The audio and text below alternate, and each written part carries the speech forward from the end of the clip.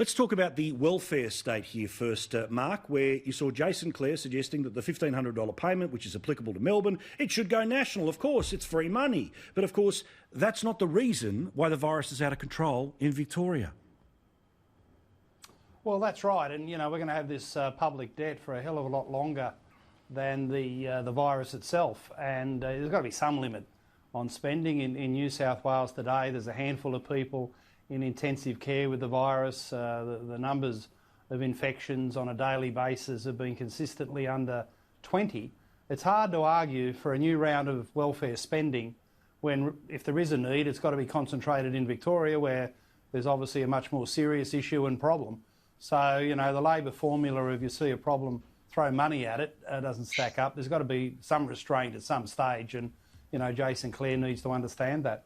Well, and also, what about this, Nicholas Rees, where, understandably, when states are starting to get back on their feet, and largely with the exception of Victoria, there is now going to be, God forbid, the old-style rules about the dole, which is that mutual obligation means you should have to apply for jobs. Yet Channel 2 and other media organisations were out there saying this is a desperately unfair system.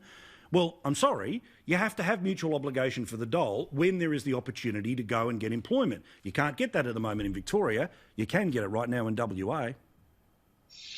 Yeah, look, there's a few things you've said, Paul, that I think need to be unpacked here, but let's start with this one.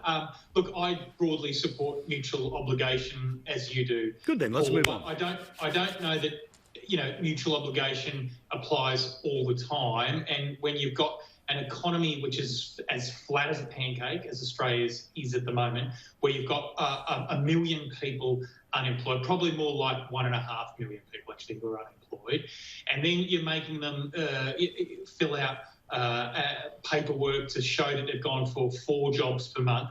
Well, that's sort of 4 million bits of paper being created every month, which is being sent off to a bureaucrat to be worked through. It's a giant sort of paper filing machine, isn't it? Like, wouldn't you be better spending that effort actually creating jobs? Because at the end of the day, that's the problem we've got at the moment. The economy is not creating enough jobs for the people who are unemployed. So Too much paperwork. Too much paperwork. Creating a vast paper spinning bureaucracy. Oh, no, Rita. Mutual obligation it should be put to one side because of the trees it's going to kill. We're normally at this point around 10 p.m. We're getting into crazy hour early. Nicholas, we have a massive bureaucracy to do just that. We've got public servants on full salaries whose job it is to look at those pieces of paper. That is what our system is. Now, if you think that's not good enough, then all power to you. Let's have something more streamlined. But that is the system. So why is it suddenly now in the coronavirus age not acceptable when no public servants in that area have been stood down, have they? They're all on full salaries. So what are they doing with their time? We've just approved today to bring in 170 fruit pickers to the Northern Territory. They're coming in from Vanuatu because we can't fill the jobs. Now, that is just an appalling situation where, yes, things are much tougher throughout the country than they were 6 months ago or 12 months ago, but there are still jobs and people are opting not to do some of those jobs. I think it's an absolute disgrace that we have to fly in people from Vanuatu to do the jobs that our jobless won't do. Yeah, Mark, my favourite thing is one of the people that Channel 2 was trying to build a sob story around was a lady saying, "You mean I've got to become a cleaner?" Well, yes, if that's the job available as opposed to the dole, that's what you're going to have to do, right? And she was unemployed for 8 years.